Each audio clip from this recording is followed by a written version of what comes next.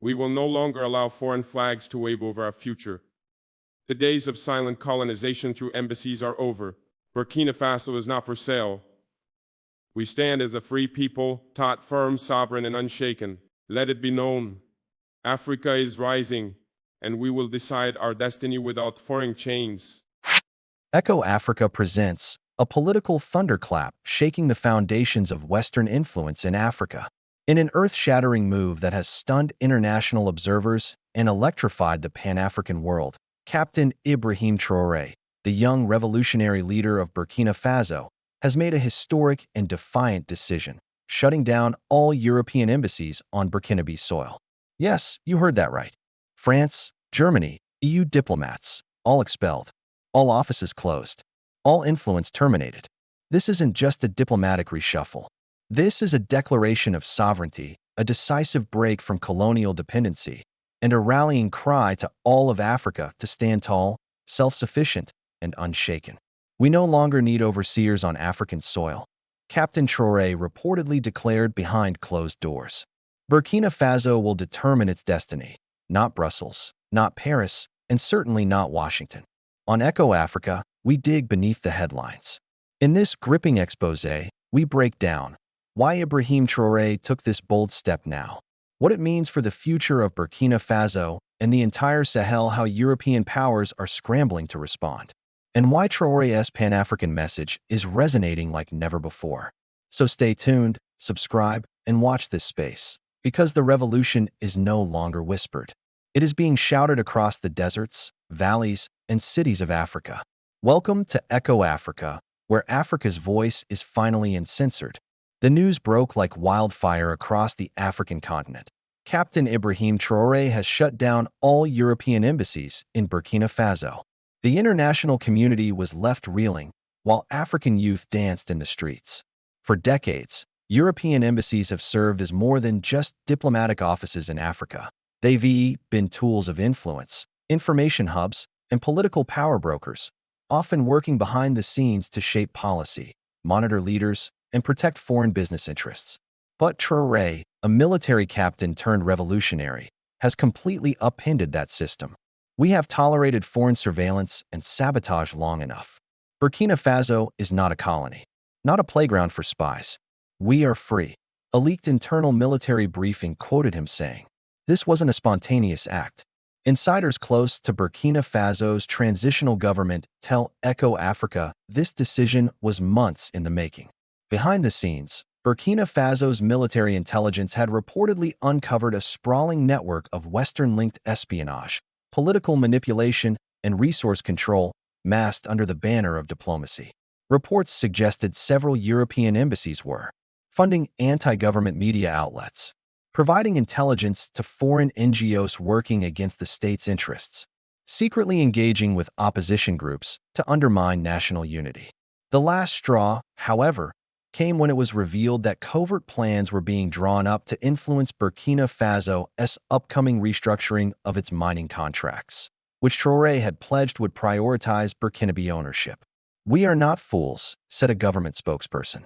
"Every time we try to nationalize our resources, someone from abroad suddenly starts talking about human rights or democracy. It's a pattern, and we're breaking it." Traoré's move was not done in isolation. The ripple effect is already being felt across the Sahel and beyond. Niger and Mali, who share the vision of African autonomy, have expressed full support. Guinea issued a statement calling Traoré's act a bold and necessary purge of colonial residue.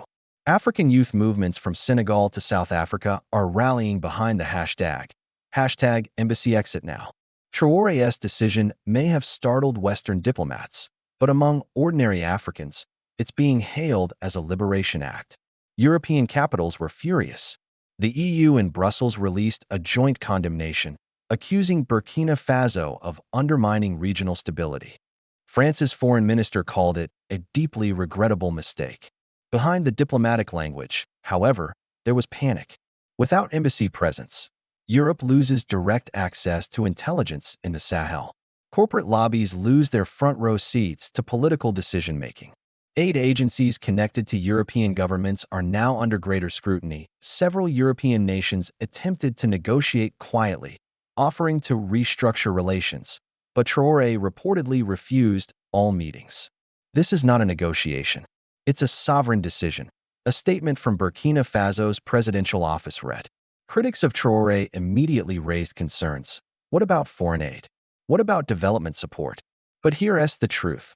Much of the so-called aid from Europe comes with heavy strings attached. 70% of EU aid is channeled back into European companies through contracts.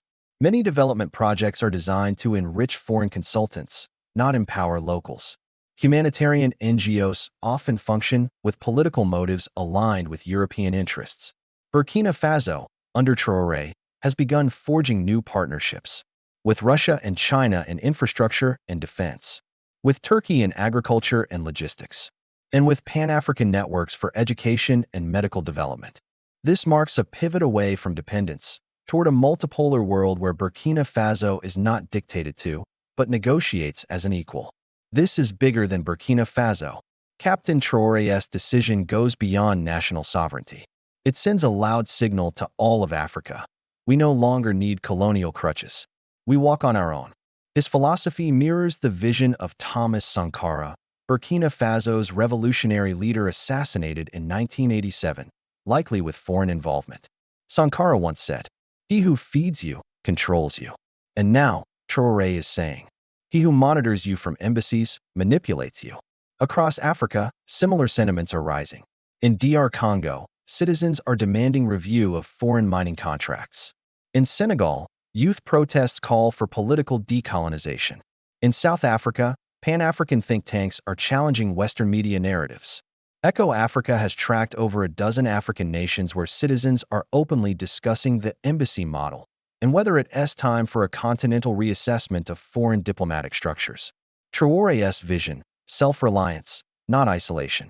Critics claim Traoré is isolating Burkina Faso, but that's not what's happening. Instead, he is realigning diplomacy with nations that respect Burkina Faso's sovereignty, investing in local talent to reduce dependence on foreign experts, encouraging African unity and trade within the continent. In 2024 alone, Burkina Faso has launched agricultural cooperatives led by youths, initiated the construction of solar-powered boreholes across rural zones, expanded the People's Cement Movement, a citizen-backed effort to build national infrastructure. This is not a retreat. It is a rebirth. As of now, Burkina Faso has no European diplomatic presence, has strengthened ties with AES, Alliance of Sahel States, continues to face Western sanctions and pressure. But Traoré remains resolute. He believes Burkina Faso will emerge stronger. And many African leaders, quietly or publicly, are watching and learning. A top security analyst told Echo Africa, "If Traoré succeeds in maintaining stability without Europe, it will be a model for 10 more African nations to follow." The African people are watching. Across the continent, youth are engaged like never before. Burkinabe citizens volunteer for public works and defense initiatives. Pan-African influencers are amplifying Traoré's message in multiple languages. This is no longer just a government act. It is a people's movement. And that's why Echo Africa will continue bringing you the truth, unfiltered. Captain Ibrahim Traoré's decision to shut down all European embassies in Burkina Faso is not just bold. It's historic. It's the clearest rejection of neo-colonial power we've seen in decades. Whether you agree or disagree, one thing is certain: Africa is changing. And here on Echo Africa, we are documenting every step of that change. This isn't about isolationism. It's about independence. It's not about rejecting the world. It's about embracing a future where Africa decides its own path, on its own terms. So we ask you, our viewers and listeners, is this the dawn of Africa's diplomatic liberation? Will other leaders follow Traoré's footsteps?